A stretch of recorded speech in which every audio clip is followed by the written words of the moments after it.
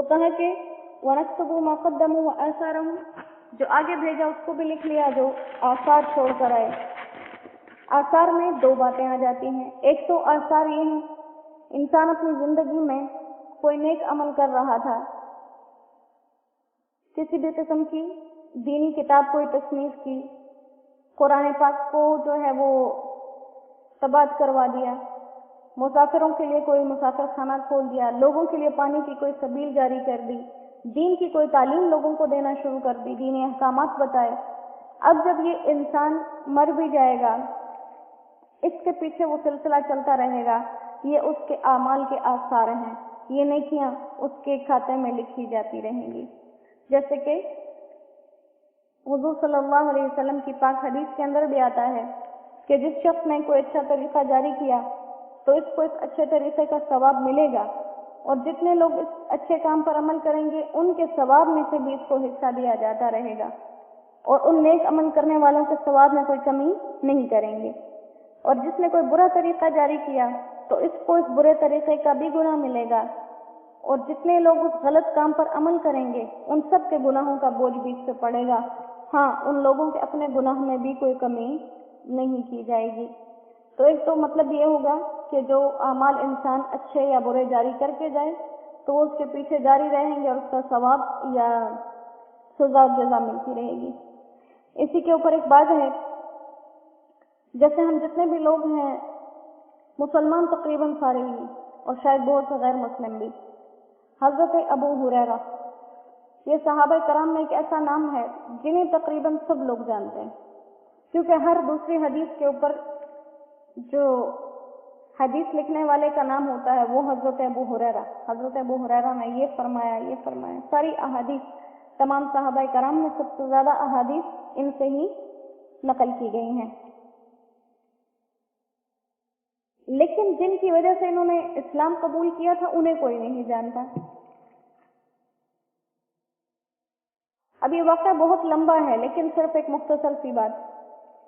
حضرت ابو ہریرہ کو ساری دنیا جانتی ہے، بہت سے مسلمان بھی، بہت سے غیر مسلم بھی، لیکن جن کی وجہ سے انہوں نے اسلام قبول کیا انہیں کوئی نہیں جانتا۔ لیکن یہ حضرت ابو ہریرہ کے کھاتے جہاں تک جا رہے ہیں نیکیوں کے، جن کی وجہ سے وہ ایمان لائے تھے، جن کی وجہ سے انہوں نے اسلام قبول کیا تھا، ان کے اکاؤنٹ میں یہ نیکیاں جمع ہوتی جا رہی ہیں۔ تو اسی طرح ہر انسان کی کوشش ہونی چاہیے کہ میری زندگی میں میرے لیے کوئی ایک ابو ہریرہ بن جائے، کہ مجھے میری زبان سے کوئی اچھا کلمہ نکلے، کوئی اچھی بات نکلے، وہ قیامت تک اس کا سلسلہ چلتا رہے۔ اور اسی طرح سے آثار کا ایک مطلب قدموں کے نشان بھی آتے ہیں، جیسے ہم کہتے ہیں نقش قدم، تو آثار کا ایک مطلب نقش قدم بھی ہے۔ اور حدیث پاک میں اس کے بارے میں آیا ہے کہ انسان جب نماز کے لیے مسجد کی طرف چلتا ہے تو اس کے ہر قدم پر اس کے لیے نیکی لکھی جاتی ہے۔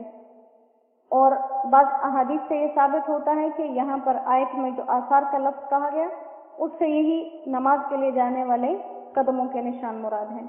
اور جس طرح نماز کا ثواب لکھا جاتا ہے، اسی طرح ان قدموں، جتنے قدموں وہ چل کے گیا ہے ان قدموں کا بھی ثواب لکھا جاتا ہے۔ اور حدیث پاک میں اسی طرح ایک قبیلے کا ذکر آیا، قبیلے کا نام بنو سلمہ، تو ان کے گھر مسجد نبوی صلی اللہ علیہ وسلم سے بہت دور تھے۔ مسجد نبوی صلی اللہ علیہ وسلم کے قریب کچھ گھر خالی ہوئے، ان لوگوں نے ارادہ کیا کہ ہم اپنے پرانے گھر چھوڑ کے اس نئی جگہ پر آ جائیں تاکہ مسجد نبوی ہمارے نزدیک ہو جائے۔ جب حضور صلی اللہ علیہ وسلم کو معلوم پڑا تو آپ نے کہا کہ اے بنی سلمہ، اپنے گھروں میں رہو کیونکہ تمہارے قدموں کے نشان لکھے جاتے ہیں۔ تو لہذا جتنے وقار سے، جتنے دور سے کوئی انسان چل کر آئے گا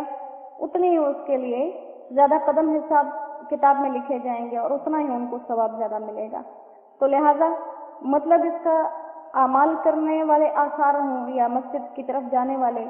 مقصد ایک ہی ہے کہ انسان جو بھی اعمال کرتا ہے اس کا اثر آگے بھی پہنچتا ہے اور پیچھے بھی رہ جاتا ہے۔ تو لہذا کوئی بھی عمل نیک ہو یا بد ہو، اس کو کرنے سے پہلے یہ ضرور سوچ لینا چاہیے اگر ہمارے اس نیک کام پر کسی ایک شخص نے بھی عمل کر لیا تو ہم کامیاب ہو گئے۔ جیسے حضور صلی اللہ علیہ وسلم نے حضرت علی رضی اللہ تعالیٰ عنہ کو جب ایک غزوے کے لیے ایک جگہ پر بھیجا حملے کے لیے، تو ان سے جاتے جاتے کہا تھا کہ اے علی، ان میں قتل اور قتال کرنے سے پہلے ان کو اس کلمے کی دعوت ضرور دے دینا، کیونکہ اگر تمہارے کہنے سے کسی ایک نے بھی کلمہ پڑھ لیا تو یہ تمہارے لیے 100 سرخ اونٹوں سے بھی زیادہ بہتر ہوگا، بہترین سرمایہ کاری ہوگی۔ تو اللہ ہمیں بہترین سرمایہ کاری کرنے والا بنائے اور نیکیوں کو جاری کرنے والا بنائے، تاکہ اس سے ہم خود فائدے میں رہیں۔ کسی کو نیکی کی بات سنانا ایک بہت بڑے عالم ہے، ان کا کہنا ہے کہ جب ہم کسی کو نیکی کی یا برائی کی دعوت دیتے ہیں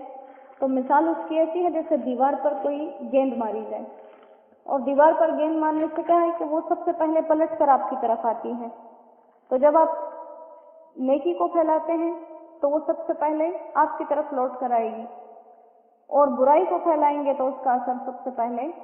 آپ کی طرف آئے گا۔ تو لہٰذا اللہ ہمیں اپنے لیے اور دوسروں کے لیے آسانیوں کو بنانے والا، پھیلانے والا، پیدا کرنے والا بنائے،